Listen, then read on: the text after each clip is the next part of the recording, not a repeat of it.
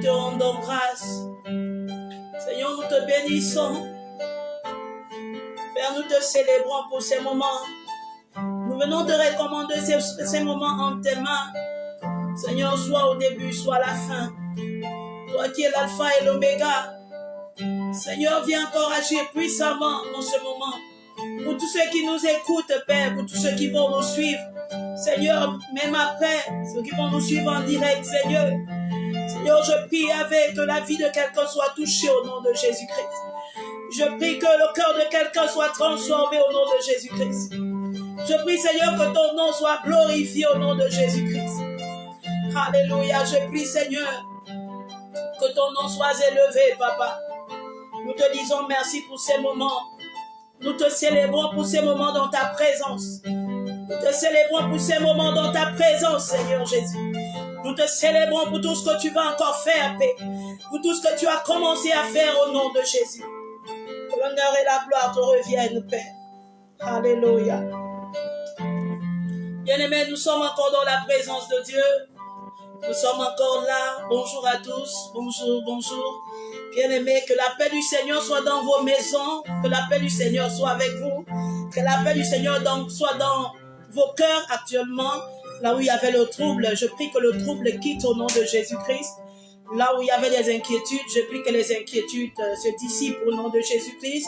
Et je viens encore, par la puissance du nom de Jésus, relâcher la vie de Dieu, relâcher la paix de Dieu, relâcher la joie de Dieu au nom de Jésus-Christ de Nazareth. Bien-aimés, aujourd'hui nous allons encore partager la parole de Dieu.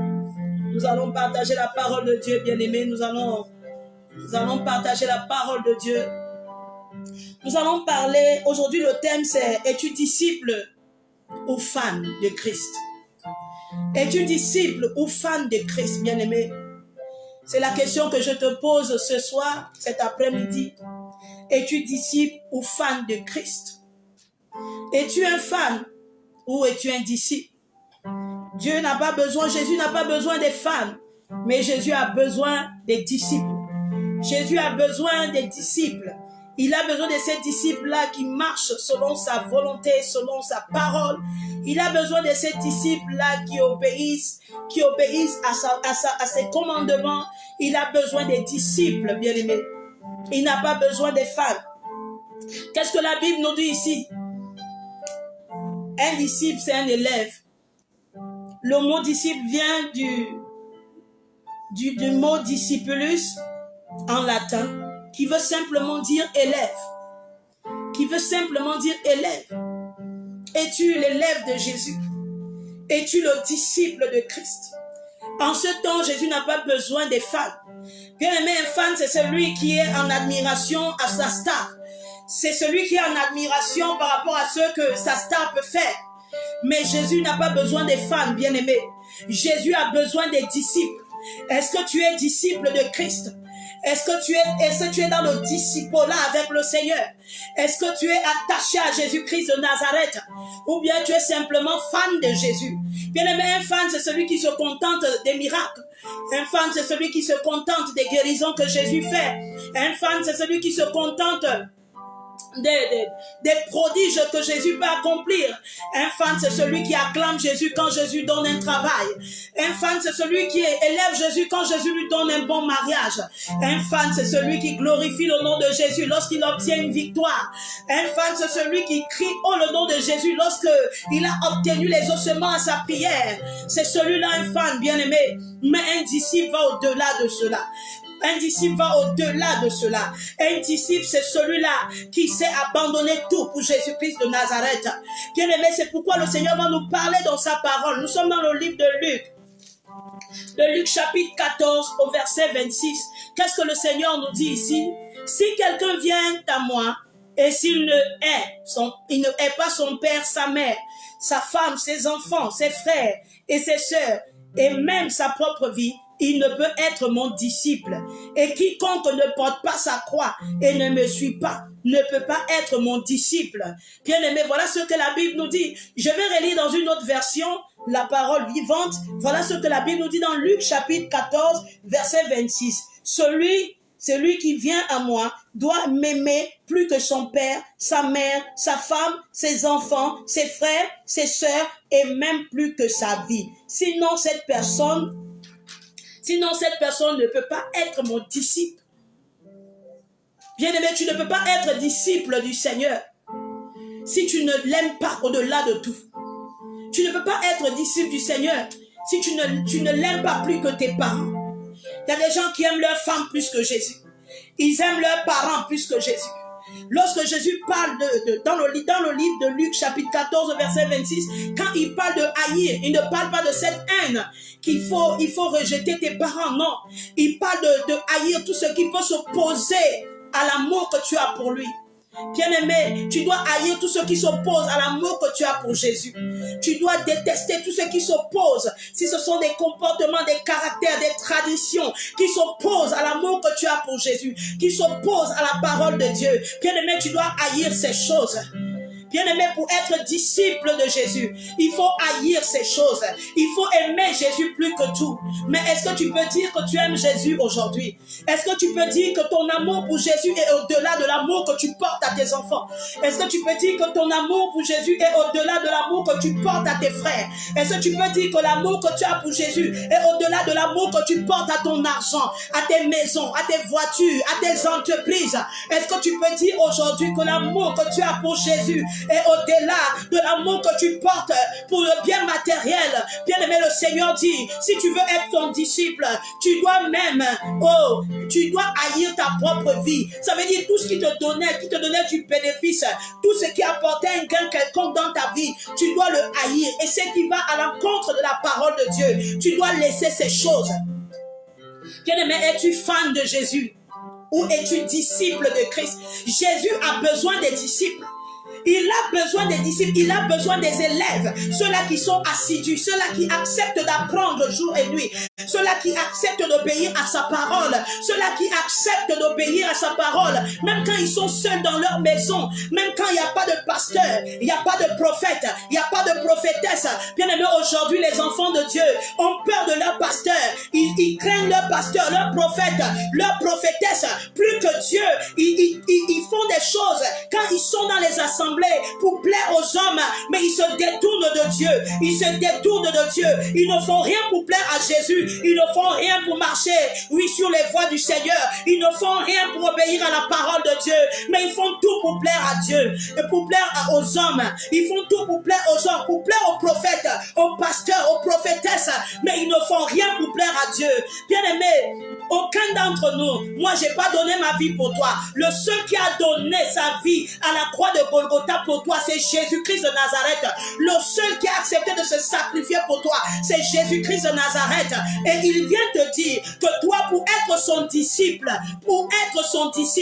tu dois l'aimer plus que tout. Tu dois l'aimer plus que la fornication, bien-aimé. Tu dois l'aimer plus que le péché.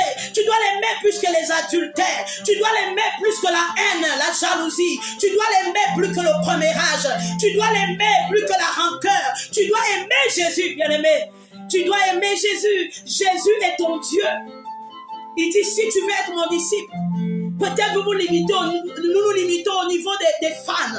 Jésus n'a pas besoin des fans, des gens qui crient haut et fort, qui sont des chrétiens. Mais quand tu regardes leur vie ne ressemble à rien des disciples de Christ. Pour être disciple, c'est marcher d'une manière disciplinée, selon la parole de Dieu. Tu ne peux pas dire que tu es avec Jésus et tu ne marches pas d'une manière disciplinée. Tu ne peux pas dire que tu es avec Jésus et tu tournes le dos à Dieu.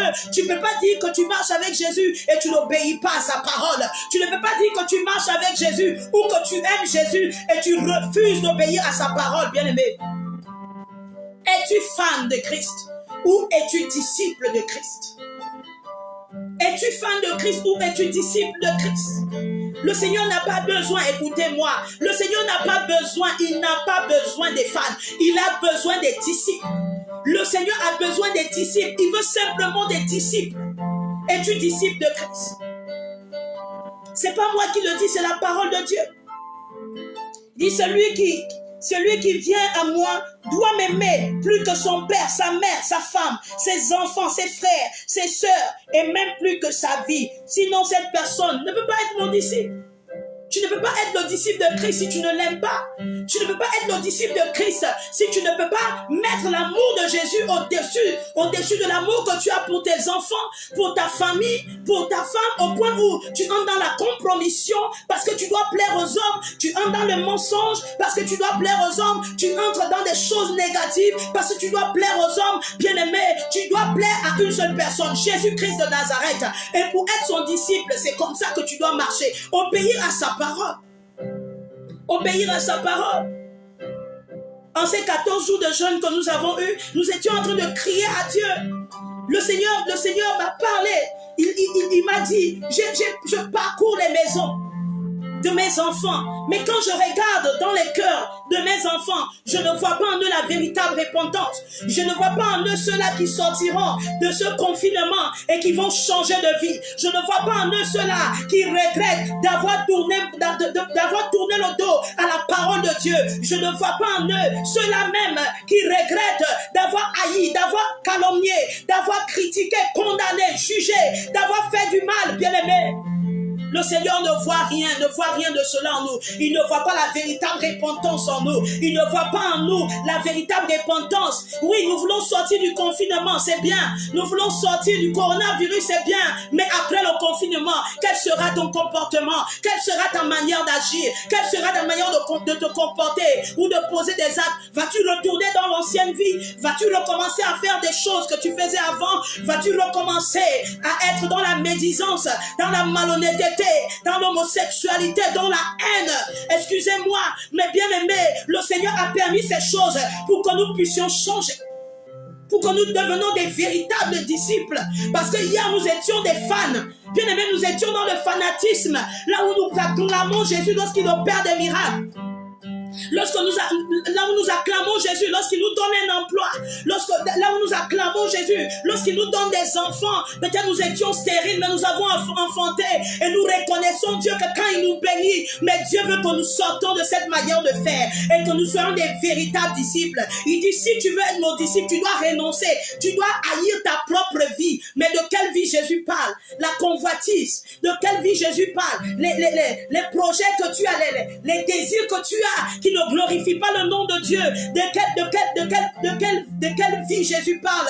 Oui, de cette vie de fornication. Bien aimé, ne venez pas me dire ici, je vous condamne ou je vous juge. Ou vous êtes au temps de la grâce. Ça, c'est le Nouveau Testament que je suis en train de vous prêcher. Je ne suis pas allé dans l'Ancien Testament. C'est Jésus qui parle ici. Il dit, si quelqu'un veut être mon disciple, il doit m'aimer plus que tout. Il doit même m'aimer plus que sa propre vie. Mais est-ce qu'aujourd'hui tu peux dire que tu aimes Jésus plus que ta propre vie? Tu gardes toujours le copain à la maison, tu gardes ta copine à la maison, tu refuses de te sanctifier, tu refuses de te mettre à carreau, tu refuses de laisser ce que Jésus te demande de laisser depuis. Il te parle, il parle à ton cœur, il te dit laisse la haine, tu refuses, il te dit laisse la jalousie, tu refuses, il te dit laisse l'hypocrisie, tu refuses, il te dit laisse la colère, tu refuses. Bien aimé, le Seigneur n'est pas venu sauver les gens parfaits, mais il est venu sauver ceux-là qui cherchent la perfection en Christ.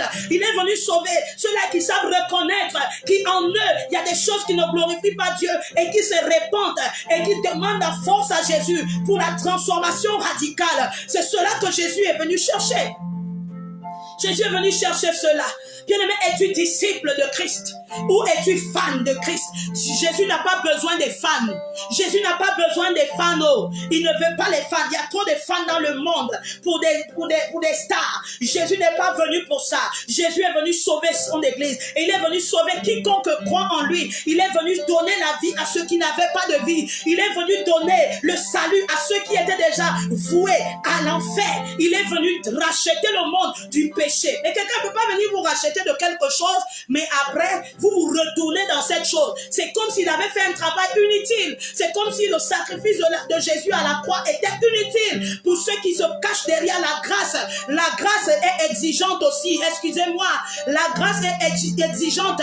Dans l'Ancien Testament, on dit si tu prends la femme de ton frère, tu es coupable d'adultère. Mais Jésus dit que si tu regardes seulement la femme de ton prochain en désirant cette femme juste avec les yeux, tu as déjà commis un adultère. Tu as déjà commis un adultère. La grâce est aussi exigeante. La grâce n'exclut pas, bien aimé, la sainteté. La grâce n'exclut pas la sainteté. Même quand nous sommes dans la grâce, nous devons marcher dans la sainteté. La sainteté dans nos cœurs, la sainteté dans nos actes. Nous ne devons pas laisser la sainteté de côté. Même dans le temps de grâce, nous devons marcher dans la sainteté. La grâce n'exclut pas la sainteté. Au contraire, la grâce et la sainteté ne font que un. La grâce et la sainteté ne font que un. Si tu reconnais que Jésus a payé le prix pour toi, si tu reconnais que Jésus a donné sa vie pour toi et qu'il t'a racheté, tu ne peux pas retourner dans ce dont on t'a racheté. C'est comme si tu repartais à l'Égypte alors que le Seigneur t'a sorti de l'Égypte, alors que Jésus t'a sorti de l'Égypte et il t'a arraché des mains de Pharaon. Mais quand tu repars dans le péché, tu repars dans des choses négatives et que tu pratiques le péché, la Bible nous dit cela dans le livre d'un Jean. La Bible dit cela dans le livre d'un Jean. La Bible dit que celui qui pratique le péché n'est pas de Dieu. Bien-aimé, nous devons sortir du fanatisme. Jésus n'a pas besoin des fans. Oh, il me l'a dit. Il me dit, j'ai parcouru des maisons. J'écoute combien de fois les élus prient. J'écoute combien de fois mes enfants crient à moi. Mais je ne vois pas en eux la véritable repentance. Je ne vois pas dans le cœur des hommes la véritable repentance. Je vois simplement en eux des gens qui veulent simplement recevoir quelque chose de moi et repartir à leur vie, et repartir à leurs anciennes habitudes, et repartir dans leur monde, et repartir en Égypte. Le Seigneur n'a pas besoin de ça, bien-aimé. Le Seigneur ne veut pas des fans. Le Seigneur veut des disciples. Il dit, si tu veux être mon disciple, tu veux être mon élève, tu veux être celui qui m'appartient, tu veux être celui, fils ou fille du royaume, il te dit une seule chose, bien-aimé, tu dois haïr ta propre vie. Tu dois l'aimer plus que ta mère, ton père, tes enfants, ta femme, tes maisons, tes voitures, ton argent, tes comptes bancaires. Tu dois aimer le Seigneur si tu es véritablement son disciple. C'est en cela que tu peux comprendre toi-même ou te qualifier. Cette question est posée. C'est à toi de voir là où tu te positionnes. C'est pas moi qui te le dis. C'est pas à moi de te dire là où tu es. Mais toi-même tu sais là où tu te positionnes actuellement. Ou si tu es un fan de Jésus ou tu es disciple de Christ. Bien aimé, un fan, je ne fais que le dire. C'est celui qui acclame quand il reçoit de Dieu. Et vous voyez dans le monde, il faut voir combien de fois les fans sont. Ils sont fans de leur star. Mais ils n'ont pas le temps. Ils n'obéissent pas aux principes ou aux préceptes de leur star. Ils sont juste fans d'eux, c'est tout. Il y a juste de l'enthousiasme au-dedans d'eux, c'est tout. Oui, pourquoi tu vas avoir de l'enthousiasme? Tu vas faire du fanatisme avec Jésus. Jésus n'a pas besoin des fans. Jésus a simplement besoin des disciples, des gens qui mettent sa parole en pratique. Jésus a besoin de ceux-là qui le craignent. Il n'a pas besoin des fans qui craignent les pasteurs plus que lui, qui craignent les prophètes, les prophétesses plus que lui. Oui, bien aimé, les gens sont dans les maisons, mais ils disent, oh, mais ici mon prophète ne peut pas me voir, mon pasteur ne peut pas me voir, mais Dieu te voit. Jésus te voit, il te localise, il a le GPS le plus puissant du monde. Même si tu es où il te localise, il te voit. Bien aimé, il te voit. C'est pourquoi tu dois te détacher. Tu dois te détacher, bien-aimé. Tu dois laisser l'ancienne vie. On a parlé de la foi. On a parlé, le Seigneur vous a fortifié, vous a réconforté. Mais après le confinement, quel sera ton mode de vie? Après le confinement, comment vas-tu te comporter? Après le confinement, comment vas-tu faire? Est-ce que tu seras le même? Est-ce que tu seras la même femme ou le même homme? Est-ce que tu vas changer beaucoup de choses dans ta vie? C'est de ça qu'il s'agit, bien-aimé. Le Seigneur n'a pas besoin des fans. Il veut simplement les disciples. Il dit, si tu veux être mon disciple, tu dois m'aimer. Tu dois m'aimer plus que tes parents. Tu dois m'aimer plus que ton père. Tu dois m'aimer plus que ta mère. Tu dois m'aimer plus que tes enfants. Tu dois m'aimer plus que tes désirs charnels. Bien-aimé. Ton désir d'avoir beaucoup d'hommes, ton désir d'avoir beaucoup de femmes, ton désir de poser des actes négatifs. Tu dois aimer Jésus plus que ça. Aimes-tu le Seigneur? Es-tu son disciple? Ou es-tu son fan? Trop de fans. Jésus a beaucoup de fans, mais il a moins de disciples, bien-aimés. Il a beaucoup de fans, mais moins de disciples. Je dis, pendant ces 14 jours de jeûne, nous étions en prière. Le Seigneur m'a dit, il m'a parlé de cela. Il me dit, je parcours les maisons. J'écoute les prières. Je parcours, je regarde les cœurs de mes enfants. Je vois en eux le désir de sortir de ce confinement. Je vois en eux, mais beaucoup. Peu sont ceux-là qui ont pris des bonnes résolutions. Peu sont ceux-là qui veulent vraiment changer.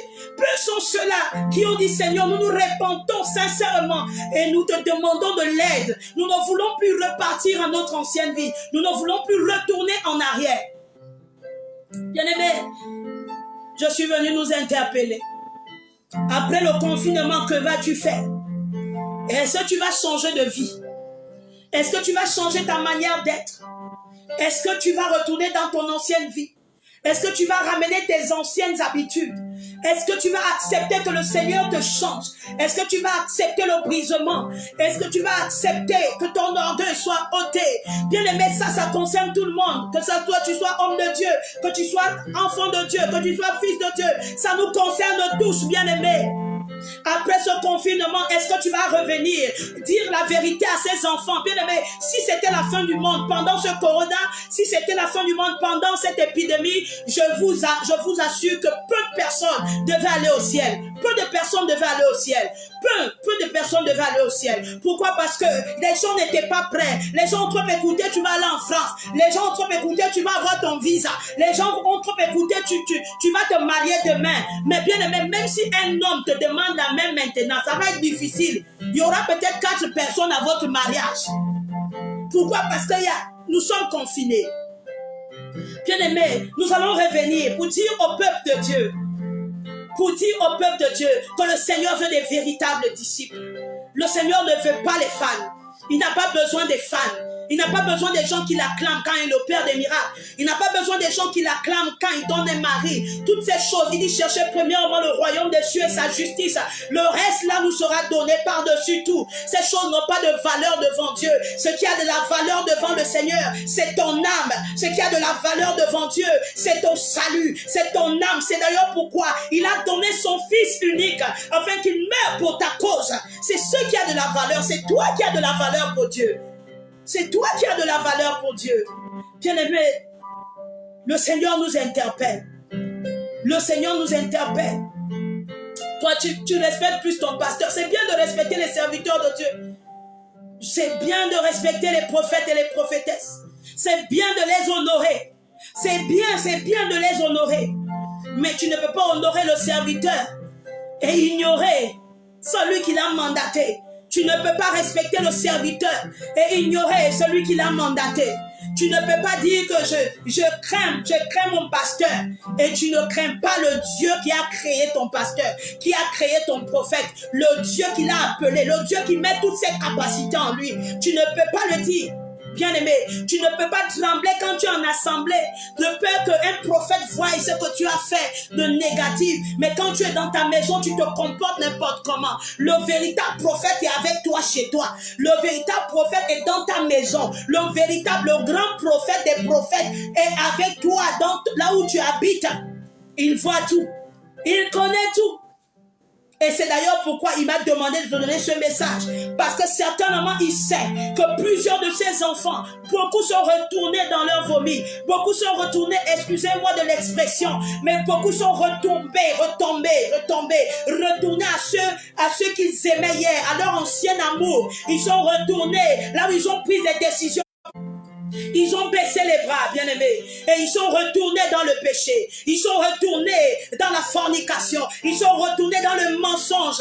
Ils sont retournés, bien-aimés, dans l'ivrognerie. Ils sont retournés dans des choses négatives. Ils sont retournés, bien-aimés. Le Seigneur nous interpelle. Il dit, revenez à moi et je reviendrai à vous. Le Seigneur ne cherche pas des fans, il cherche des disciples. Es-tu disciple de Christ? Si tu es disciple de Christ, commence à marcher selon son disciple. Commence à marcher selon ses disciples, selon sa parole, commence à marcher selon ses commandements, commence à l'aimer, bien-aimé.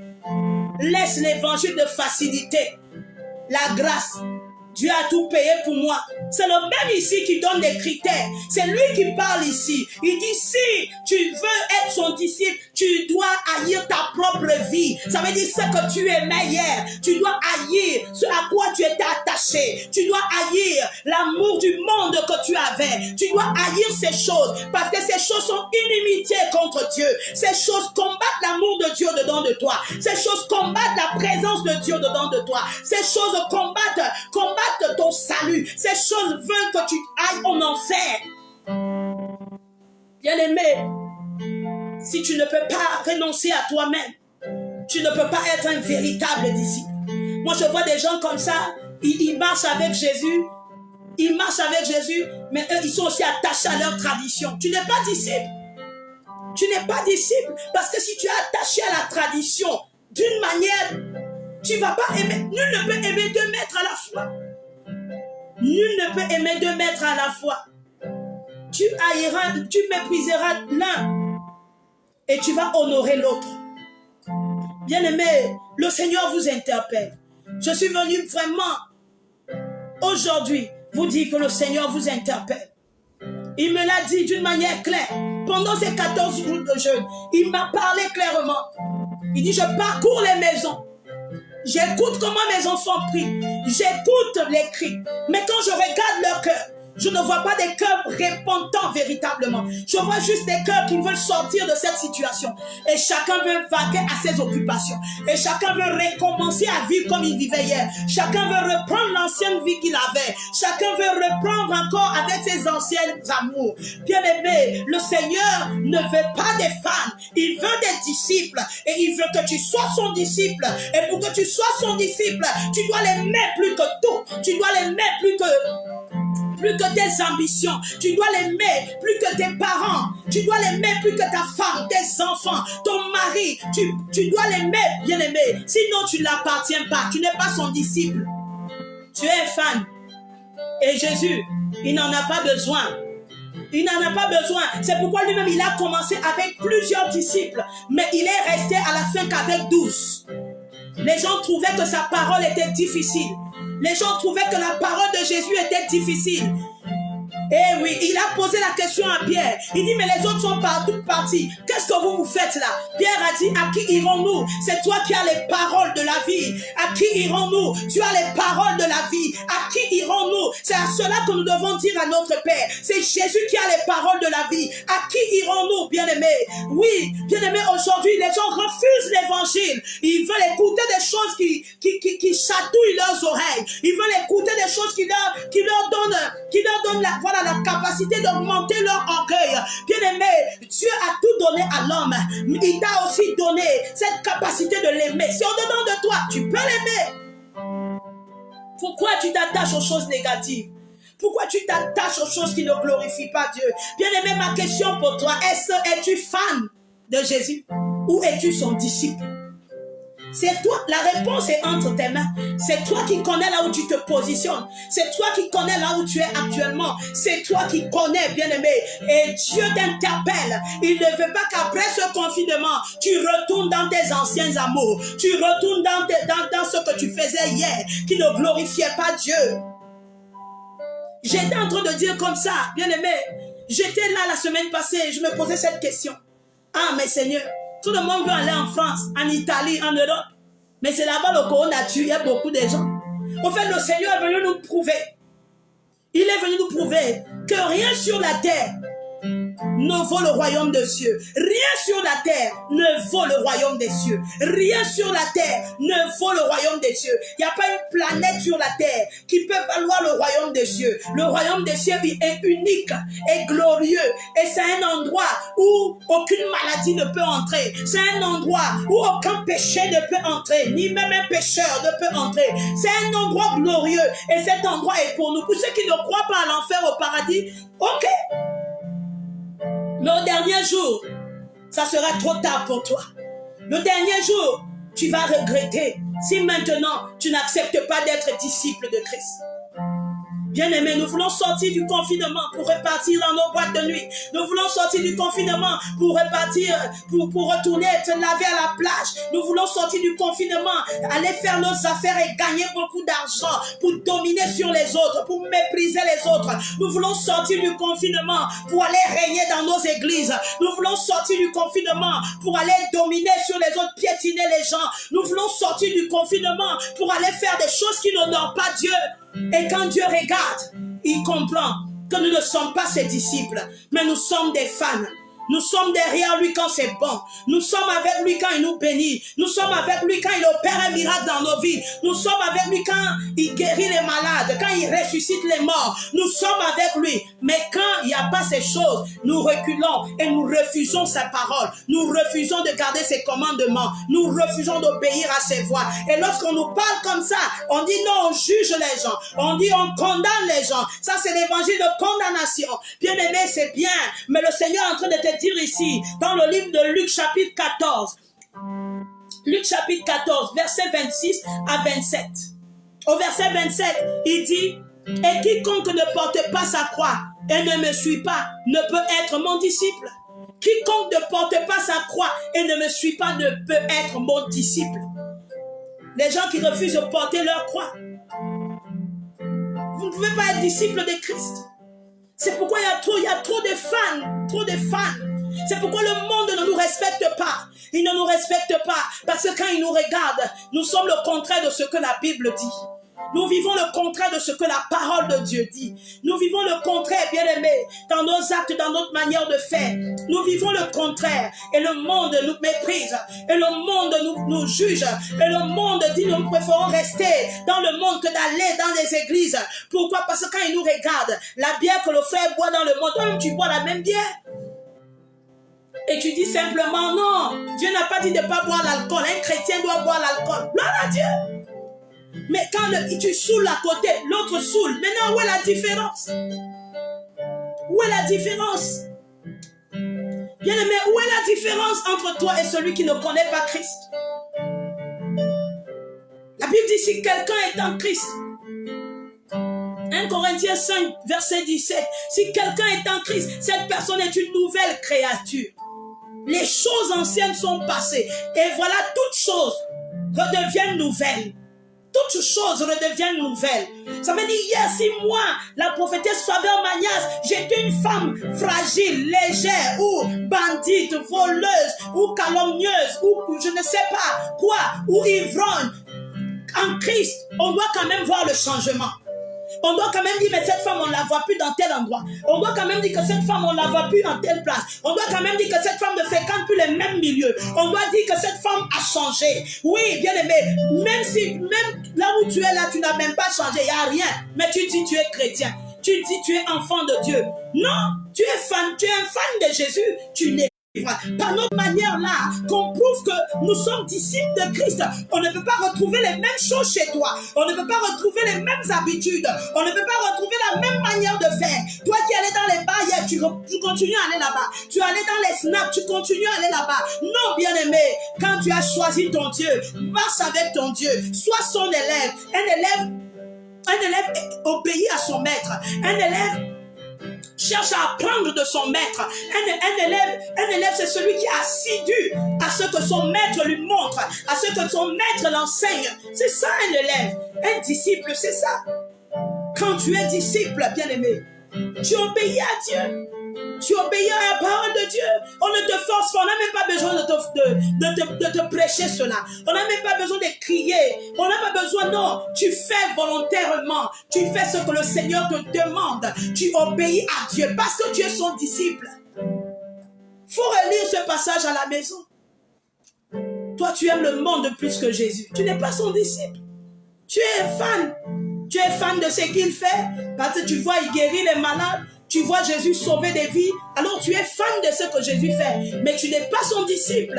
Un disciple renonce à sa propre vie. Un disciple ne voit pas ses propres intérêts. Un disciple ne peut pas voir ses propres intérêts. Le disciple voit l'intérêt du prochain. Le disciple voit l'intérêt de Dieu dans sa vie. Le disciple regarde à ce que Dieu demande à sa vie. Qu'est-ce que Dieu veut? Qu'est-ce que Dieu attend de toi? Qu'est-ce que Jésus attend de toi en tant que disciple? Il donne ici quelques critères. Il dit, si tu ne veux pas porter ta croix, tu ne peux pas être son disciple. Un disciple ne dit pas, mais si Jésus est puissant, pourquoi je souffre? Ah non, ça c'est pas le langage des disciples. C'est pas le langage des disciples, bien-aimés. C'est lui qui le dit ici. Il dit, si tu veux, verset 27, il dit, et quiconque ne porte pas sa croix et ne me suit pas, ne peut être mon disciple. Quand tu es disciple de Dieu, il faut porter ta croix. Tu es disciple, porte ta croix. Je me souviens des années de stérilité que j'ai passées dans les moqueries, dans les railleries, dans l'opprobre. Je pense même que toute la nation connaissait que j'avais ce problème de stérilité. Mais bien aimé, j'ai porté ma croix, je n'ai pas renoncé à Jésus parce que je n'arrivais pas à enfanter. Je n'ai pas renoncé à mon Dieu parce que je n'arrivais pas à enfanter.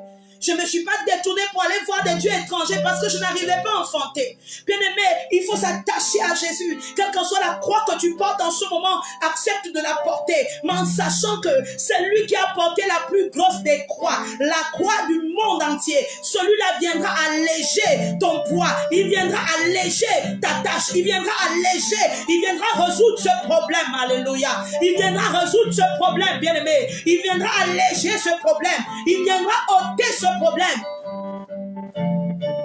Bien-aimés, soyons des disciples de Christ. Marchons selon la parole de Dieu. Tu vas sortir du confinement, c'est pourquoi?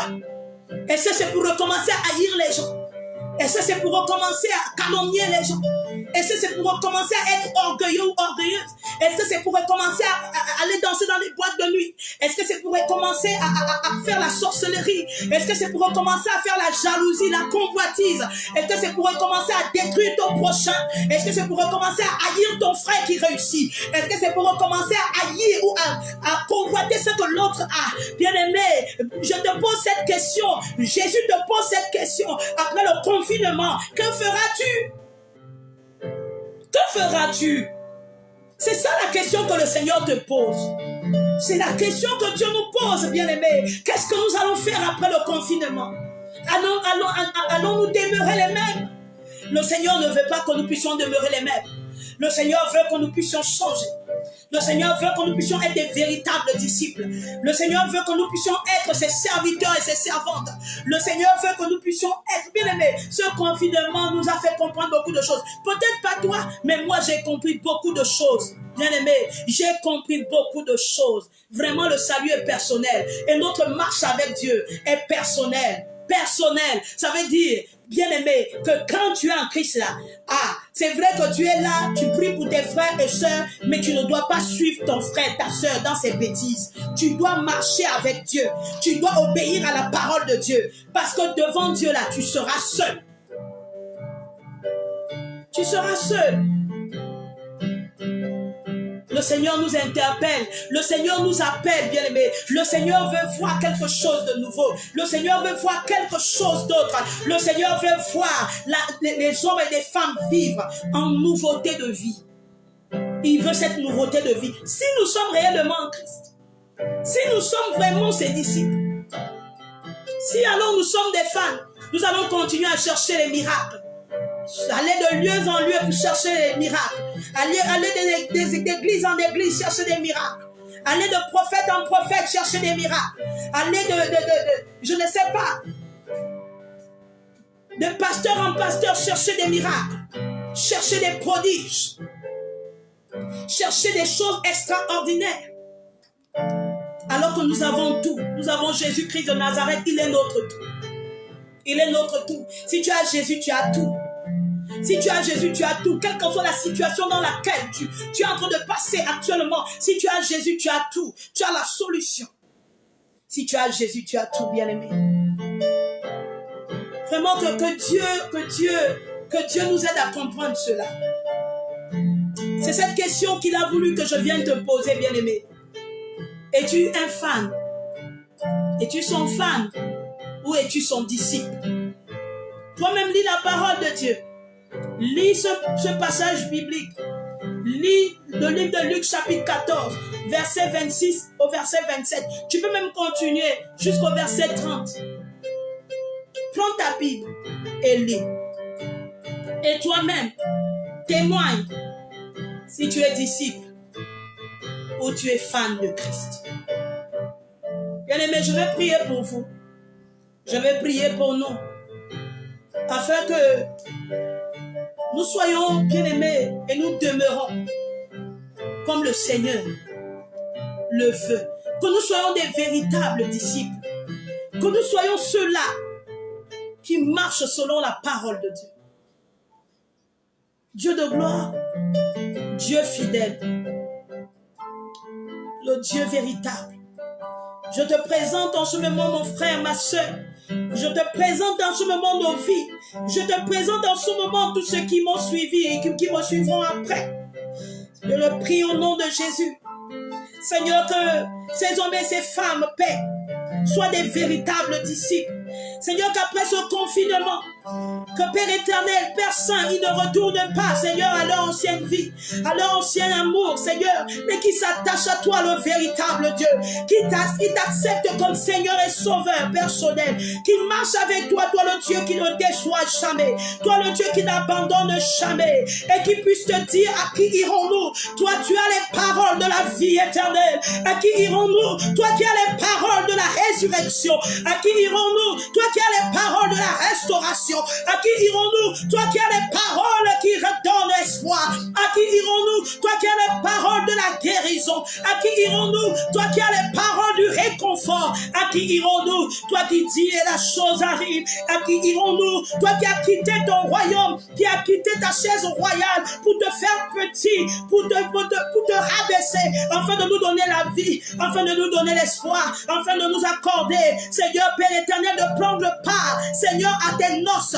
Oh Yahvé, toi qui n'as pas regardé tes habits royaux, mais toi qui es venu, Seigneur, qui es venu t'humilier sur la terre pour nous. La Bible dit, c'est pourquoi Dieu t'a souverainement élevé et t'a donné le nom qui est au-dessus de tout nom. Père, au nom de Jésus-Christ de Nazareth, qu'aucun d'entre nous, Père, nous ne soyons, Seigneur, égarés, Seigneur, Père, pendant ce confinement, et Père, même après ce confinement, Seigneur, révèle-toi tout un chacun, Seigneur, dans les maisons, Seigneur, dans les familles, Seigneur, dans les nations, Seigneur, révèle-toi, Seigneur, révèle-toi, Seigneur, révèle-toi,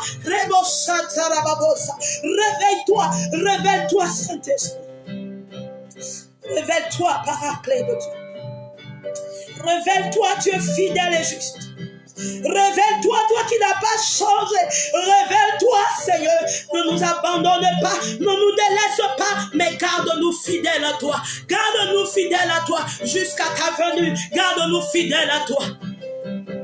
Au nom de Jésus-Christ de Nazareth, que l'oreille et la gloire te reviennent, Père. Merci, Seigneur. Merci, Saint-Esprit.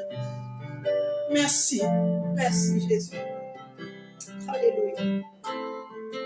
Que Dieu vous bénisse. Que le Seigneur soit avec vous dans vos maisons. Bien-aimés, méditez sur cette parole. Méditez, bien-aimés. Ton pasteur ne te voit pas en ce moment. Ton prophète ne te voit pas, mais ton Dieu te voit. Je dis le GPS le plus efficace du monde. Il peut te localiser n'importe où. Il connaît ton cœur. Il connaît ta vie. Il connaît tes faiblesses. Il connaît tes forces. Présente-lui ces choses. Réponds-toi. Il t'accordera le pardon. Et demande la force de changer. Que Dieu vous bénisse. Que la paix de Dieu soit dans vos maisons. Que la paix de Dieu soit dans vos vies. Je suis la prophétesse Faveur Magnas, l'Église Nouvelle Jérusalem. Toujours au poste. Shalom.